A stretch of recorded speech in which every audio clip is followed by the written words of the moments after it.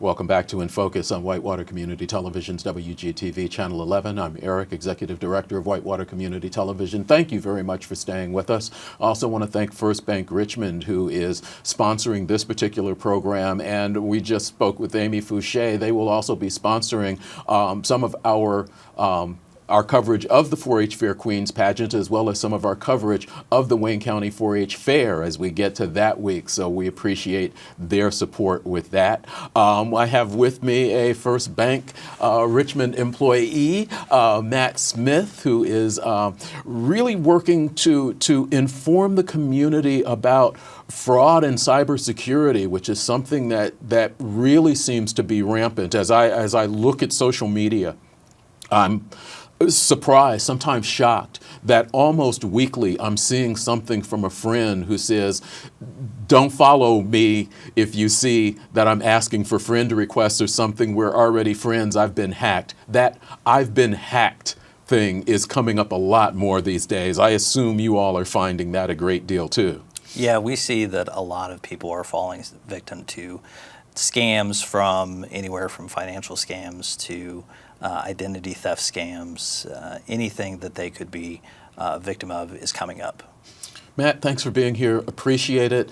Provide us a little bit of background for those who may or may not know you, a little bit of background on yourself and how you got into the fraud and cybersecurity area. Absolutely. So I grew up in Richmond most of my life, moved away for about 6 years to Nevada, became a law enforcement officer in Nevada, decided to move back for family, and was a Richmond police officer for approximately 9 years.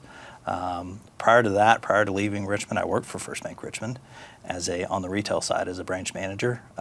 And the financial crimes aspect of it was always interesting to me. Once I got into law enforcement, I had the opportunity to do that a little bit. This position came open with First Bank Richmond, and I've always had that financial crimes idea and interest, so this seemed to be a perfect fit, and to be able to come back to First Bank Richmond and work this type of crime is really good for me. Talk a little bit about kind of the evolution of what you have seen through the years in financial crime, because we've seen the evolution of social media. It was Facebook. Well, it was even something before Facebook, but then Facebook became the big one, and then TikTok and YouTube, and being able for people to easily put information about themselves and their family online, in essence, really to try to help family members away and friends away keep up with them. But those that are always looking to take what you have found it as a way to steal things. How have you seen this evolve? What I've seen is the more information that people put online about themselves, where they live, where they work, family, who they're married to, who they may be in relationships with, their children, so on and so forth. These bad actors who want to scam people or just commit bad things in general will take this information, and they'll connect those dots between who are family members, who are not family members, who do they have close relationships with, who do they interact with a lot, and then they will just work out this elaborate plan of who they can contact, who they can't. Maybe they'll try to contact some people by other means, by messenger, through messaging on TikTok, Snapchat, Instagram, anything like that, to get these people involved with them and start giving them information. Also, you could see these surveys that come out that talk about where did you grow up, what did you do, and maybe the people that are passing them on don't have nefarious intentions, but the people that are watching those, maybe the people that created them, are using those as research to do bad things with. And they can connect those dots and connect it with the people's information that they've put online. And a lot of people don't think about putting out where they first grew up, where they went to elementary, what their first dog's name was, which is all stuff that you see with identity theft. Things coming up, questions that you're going to ask for authentication when you log into It's accounts. those security questions Yeah. that they want to know. Yeah. So let's talk there. Talk about the type of information that you want to be careful sharing online. And you mentioned a couple of things, but are there a couple of things that really kind of help trigger these people to be able to steal your identity or use that information against you? Yeah, you never want to put, your maiden name or your parents' maiden name.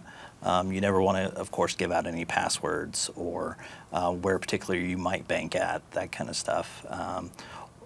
They can take all that stuff and create these profiles and just start digging into you. You put online that I'm having an issue with my computer, my antivirus is not working so well, or my Microsoft operating system is not working so well, and they might see that and say, oh, well, maybe we could contact them as Microsoft and try to help them. And then it just snowballs into a larger scheme where they can lose their identity. They give them out their social security numbers, driver's license, that kind of stuff. Does this tend to happen to a particular age group more often than another, or is across the board everybody just getting hit? We're starting to see it across the board. There hasn't been, historically it's been sometimes the older generations that have been hit. They're a little bit more susceptible, maybe not quite as computer savvy. But as the generations who've grown up with computers grow older, they understand them, they know them. But it's happening across the board from teenagers all the way up through the older generations. What's prompted First Bank Richmond? Because you can go to the First Bank Richmond website, firstbankrichmond.com/cybersecurity, without really being a customer of Right. First Bank Richmond, and get tips Correct. on cybersecurity. Tell me what First Bank Richmond is seeing that they have opened up this type of safety, and I'll call it safety information, to the community at large, whether you are a customer or not. Yeah, so we're seeing enough with our customers alerting us to things that they've gotten, information that's been sent to them. They'll just let us know if something seems a little odd. In my time at First Bank Richmond, I've seen that it's not just a First Bank Richmond problem. It is a community-wide problem. So in order to better serve our community, we want to get all this information out, and that way our community can combat the fraud and be better protected. We say fraud, we say cybersecurity, we say identity theft. They kind of all match up a little bit, but what for you, somebody that is professionally involved in this, are there differences in those crimes that you watch out for and that you think people can watch out for? Yeah, a lot of times when we talk fraud, it's they've had their debit card's been stolen. The debit card number has been stolen, not particularly the physical card, but when that's put into an online shop or something like that, we never quite know what the security parameters are of those sites, and if it's not vetted correctly, or it may seem maybe a little odd, and someone still proceeds, they'll still get sometimes that debit card number compromised. So we think of that as fraud. We think of checks being stolen or intercepted in the mail and washed. And it's not just individuals. It happens to businesses as well.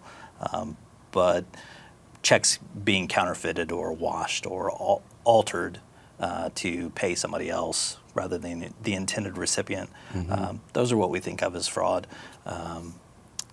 And we use that term sometimes interchangeably, but a lot of times with ID theft, we're looking at people who have unknowingly given out their social security numbers or unknowingly given out their personally identifying information to someone who has contacted them via social media means or email or even on the phone or by text message as well. Are there things that as we divide those things up, and we talked about debit card numbers, credit cards being stolen, talk about a couple of tips that people need to think about in terms of their plastic, how to secure, how to keep safe. I had an IT person once tell me I would never put my credit card number into a website because you're putting the full credit card number plus you're putting that 3-digit security code into a website. And we keep hearing it. A lot of websites for banks and various businesses continue to get hacked.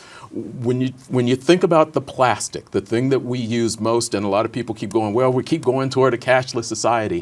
What are the first things that people need to think about in how to keep that physical plastic thing safe? Well, I think first thing is to know that it's a website that you trust and that's verified. Going to a website that you've never seen before, or maybe you've seen it through social media means, and you click through that, and you've never seen it before. Maybe it looks interesting. Maybe the product looks really cool, but then you go on and you put in your card number, you never get the item, and all of a sudden you start seeing these charges come through. So first thing would be to definitely only use sites that you absolutely trust or can verify that are secure websites. And you can do that in various ways through the browser. Other options are using the various digital wallets that are available, as far as using like Apple Pay or the Google Wallet. You could use those. A lot of times, especially with Apple, you can have that number changed every time, and it's a digital number that masks your actual card number whenever you pay on these websites, if they take that kind of stuff. So that's one way to keep it safe. The other way is just to not put it into the website and just not use it.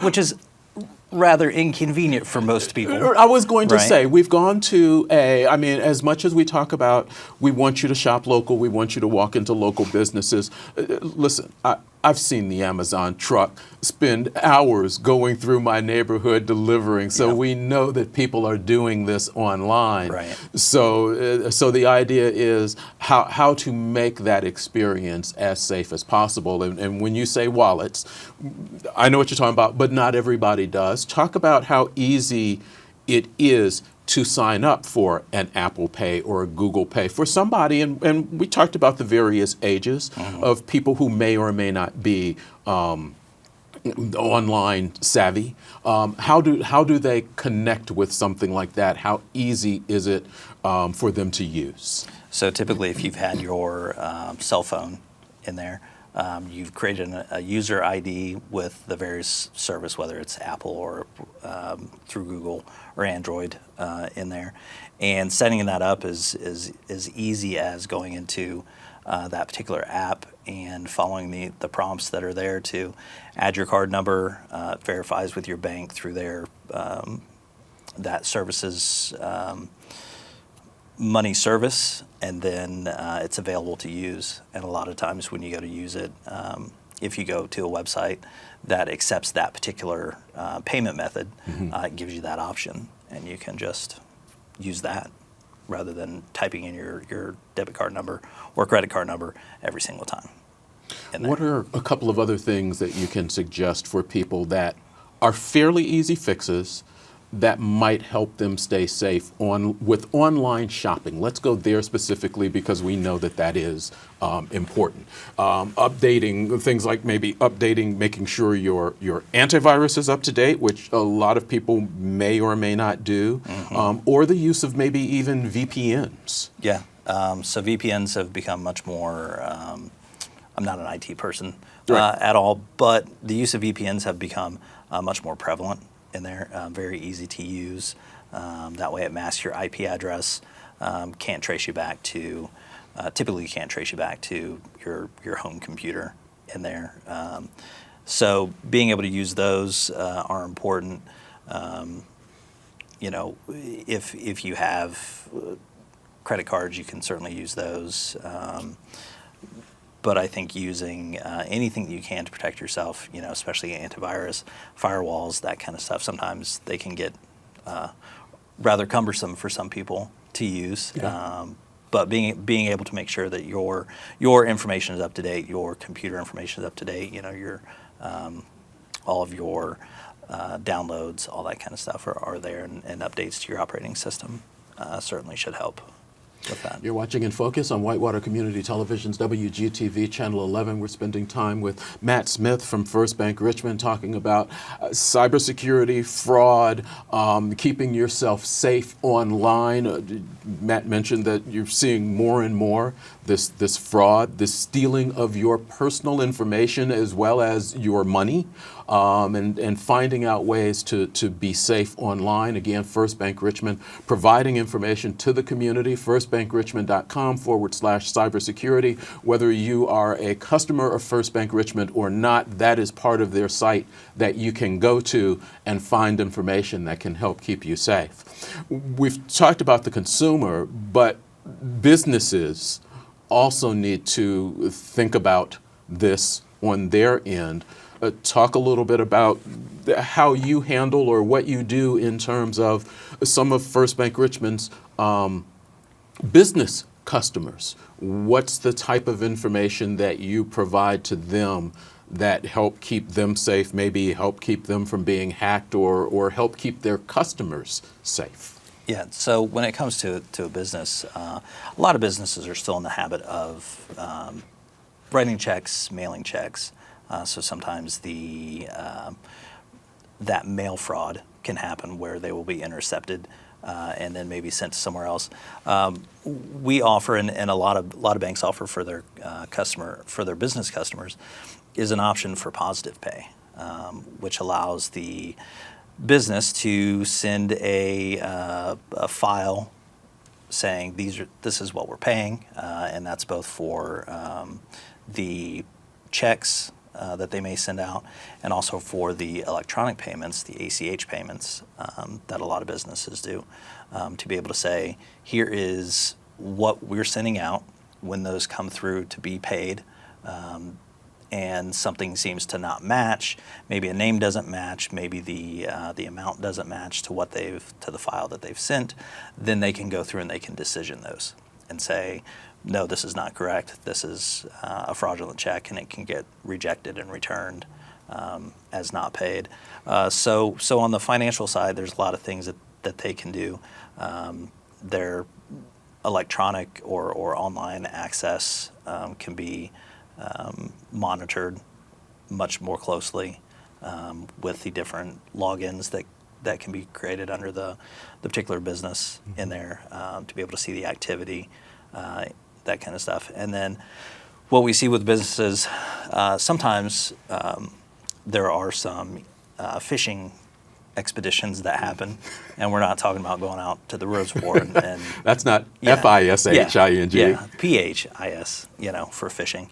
And explain what phishing is. People have heard that term, but may not know completely what that is. Yeah, so in the phishings, the idea of that is for them these bad actors to send this information or send an email and try to get information, maybe acting as maybe an official from the company or someone higher up in the company to someone who is lower. That way they can gain access into the system. These hackers can gain access into the system, and then they can move around in that system and maybe find information that that is not otherwise publicly available in there. So some social engineering ideas with that they can get these people to provide that information. So that's the phishing idea in a nutshell for that. So they can come and get that information, wreak havoc within the system, whether it's gaining customer information, addresses, emails, phone numbers for a data breach, or they can come in and get the financial information for the bank or for the business. We talk about being online. A lot of people think computer, sitting at a desktop. Mm-hmm. Obviously, when we start talking about our phones and our tablets, those are also online. Mm-hmm. Are there things that we need to think about when and where we're using these? Yeah, with cell phones, a lot of them have the capabilities now to mask your IP address as well, so almost like a VPN in there, so it'll change that. They can do that. I would never allow anybody to have access to the phone that you wouldn't otherwise give access to, whether it's somebody physically here or it's somebody that maybe wants to see your screen or share it with those video messaging apps that each carrier might have in there. So you would never want to give anybody any access to that because they may ask you to scroll through your screens. And when they see something that's interesting to them, like a banking app or any type of financial app that may be on your phone, they may ask you to stop. Oh, I think we have an issue with that.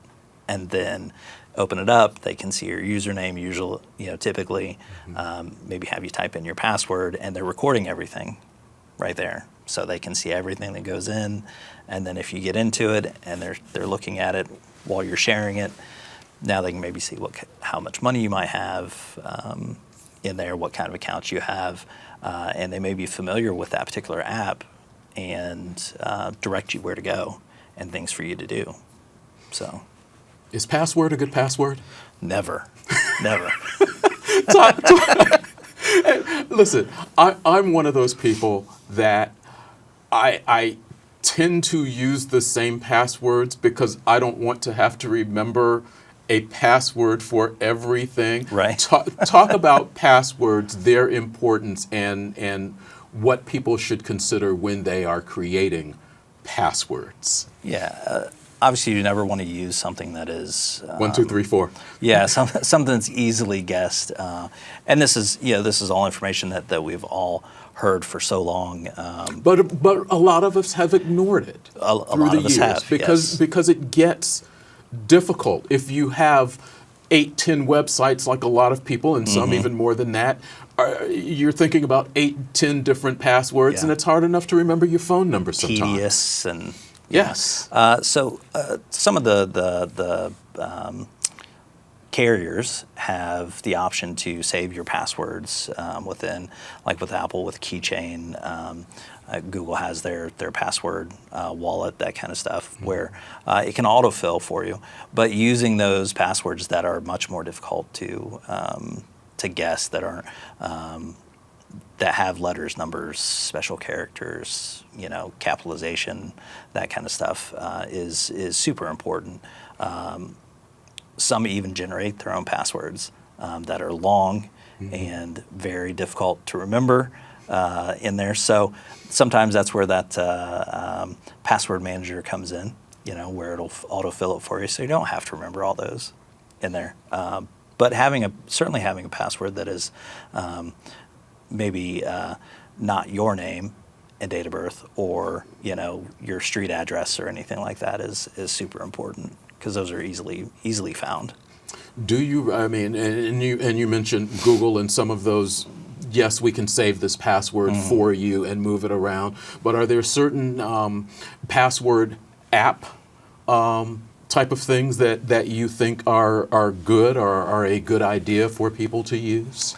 Anything that you can find that has that is rated and well known is certainly something that somebody can use. I can't think of any of the names off the top of my head, right. but anything that is more well known is typically going to be a more safe option in there. Okay. We've gone through a number of things, and I know we probably have not even scratched the surface of what people need to be aware of, how they need to keep themselves safe. Don't put your pets' names out online. Right. I mean, there are certain things we haven't touched on that I'd like to have you back, and we can get very specific about some things again, because this, again, like I mentioned, just in friends that I've seen online that have gotten hacked, that have had their credit card stolen, things of that nature. I think that we're seeing this a lot more. But before we go, are there 1 or 2 things that you really want our audience to think about, even whether we've mentioned it or not, or maybe I haven't asked you about it, that a couple of nuggets that you really want to leave our audience with to even help them in the coming week be safer as they do their business online? some of the biggest things are any unsolicited calls or messages or texts that you may get regarding your finances or any of your banking information, anything, any PayPal invoices, anything that you may get, or anything that comes through in social media saying that we think you have an issue here, or your computer is infected, is all things that are red flags for scams, and the best thing to do is to not interact with those at all. Don't ignore those messages that come up from certain businesses that say, we will never ask you for your password or Right. that information.